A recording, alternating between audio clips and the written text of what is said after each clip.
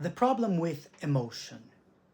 Most actors are taught to feel it, find the emotion, live in it, expressive. That's not wrong, exactly, but it's the wrong starting point. When you chase the emotion directly, the audience sees the effort. They see you trying to feel something. Emotion is not a cause, it's a consequence. What causes it is wanting something and either getting it or not getting it. So the question is not, how does my character feel? The question is, what does my character want? An objective is what your character wants in this specific scene, not in the play, nor in their life, but right now in this scene. What do they want?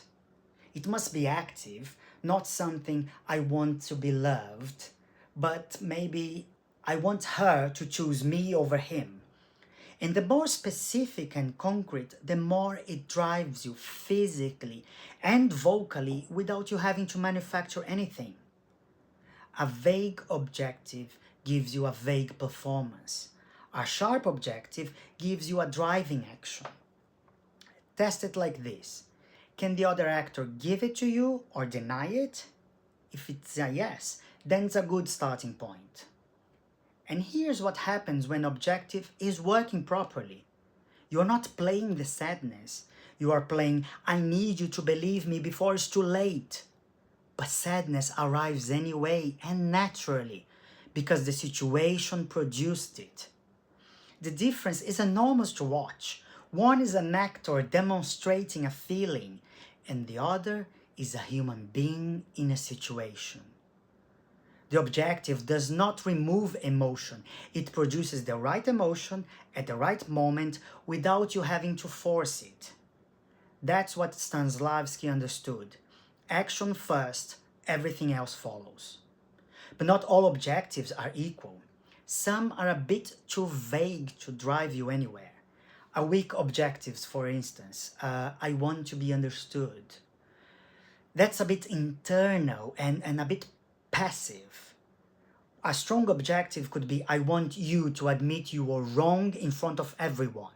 That's specific, active, and the other person can give it or deny it. Those are the three tests for a strong objective. Is it about the other person? Is it specific? Does it cost something to not get it? If it passes all three, then you have something to play. And here's something interesting. The body knows before the mind does. When you land a truly specific objective, something shifts physically. Your posture, your breath, your focus changes. That's not an acting technique, that's human psychology. Movement psychology by Yat Malgrim explores exactly that connection between an inner impulse and a physical behavior. But that's a conversation for another day. Here's where it gets interesting. What happens when the other character blocks your objective? That friction, that resistance, that's the scene. That is drama. An objective with no obstacle is just a monologue. Two people who both get what they want immediately. It's not a play, it's not a movie. So when you feel resistance from the other actor, do not panic. Do not drop your objective. Pursue it harder. Or find a different way to pursue it. A tactic. Tactics are how you pursue your objective. You try one tactic, it fails. You try another tactic. That's what makes a scene dynamic and unpredictable. The best scenes are not written, they are discovered in the room when two objectives collide. So let's practice. Take any scene you are working right now and write one sentence that completes this. In this scene, I want blah blah blah. Make it specific, make it about the other person, and make it something they can give it to you or deny. Then rehearse the scene with only that sentence in the back of your head. Nothing else. Notice what changes. Notice what comes that you are not planning. That's objective working. An objective is not a technical concept you apply from the outside. It's objectives the most human thing in drama. Every person in this room right now wants something. You walked in here wanting something. That is life.